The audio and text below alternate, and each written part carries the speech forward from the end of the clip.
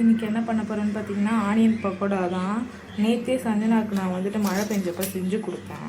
அது வந்து இன்ஸ்டாவில் போஸ்ட் பண்ணியிருந்தேன். பட் அந்த வீடியோ என்னாச்சுன்னு தெரியல, வாய்ஸ் சரியாக வரல. அதனால் வந்துட்டு போஸ்ட் பண்ணதே வந்துட்டு காலையில் ஃபைல்டுன்ற மாதிரி இருந்துச்சு. அதனால் எடுத்துட்டேன். அதனை தொடர்ந்து இன்றைக்கி அவள் கேட்டிருக்கா. அதனால் சரி நம்ம வீட்டிலே பண்ணி கொடுக்கலான்னு. என்னென்ன ஐட்டம் வேணும்னு பார்த்தீங்கன்னா இஞ்சி, பூண்டு, கருவேப்பிலை, கொத்தமல்லி இருந்தாலும் போட்டுக்கலாம். வெங்காயம் உதிரி உதிரியாக. இது பச்சரிசி மாவு, ரைஸ் பவுடர், கரம் மசாலா,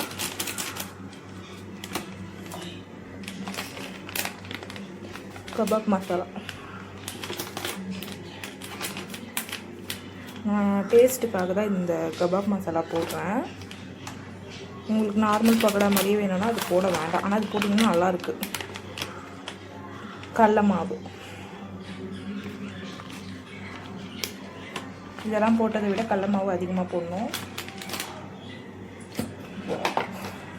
வீட்டில் அடிக்கிற குழம்பு மிளகாத்தூள் காரத்துக்கு. ஏற்கனவே கபாப் மசாலா போட்டிருக்கோம், அதில் காரம் இருக்கும். உப்பு சேர்த்துக்கோங்க. உப்பு தூளாக இருக்க உப்பு மஸ்ட்டு. உப்பு சேர்த்துருக்கேன், சரிங்களா? தேவையானதுன்னா எண்ணெய், இதுதான், சரிங்களா?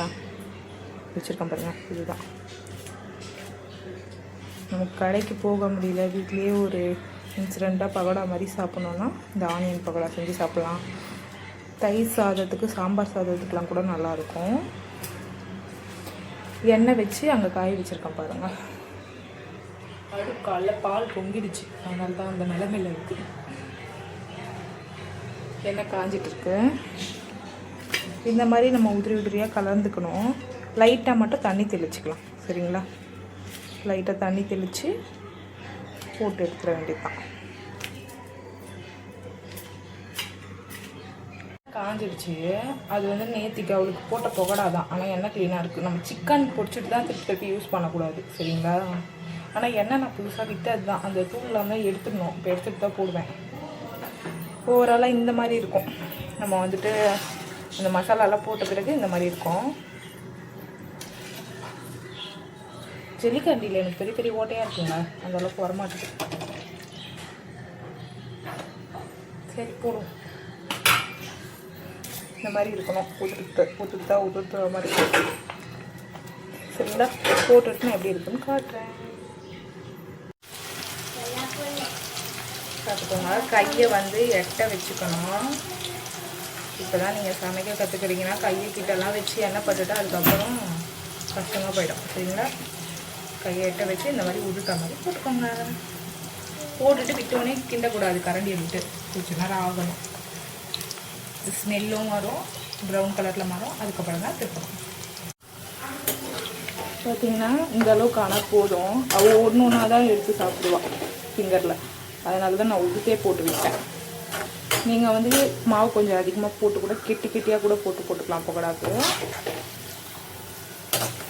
இந்த மாதிரி கலர் சேஞ்ச் ஆன பிறகு கொஞ்சம் ஐஸ் க்ளீனில் வச்சு ஆஃப் பண்ணிவிட்டு எடுத்துடலாம். காற்றுல விட்டோன்னா மறுபடியும் ஆகிடும். ஃபைனலி ஆனியன் பக்கோடா இந்த மாதிரி தான் வந்திருக்கு. கொஞ்சம் ஆற விட்டோன்னே அந்த சூடு குறைஞ்சோடனே மரமரப்பாயிடும், ஓகேங்களா? யாருக்கு எடுத்துகிட்டு போகிறேன்னா என் பொண்ணுக்கு தான் எடுத்துகிட்டு போகிறேன், சஞ்சனாக்கு தான் எடுத்துகிட்டு போகிறேன்.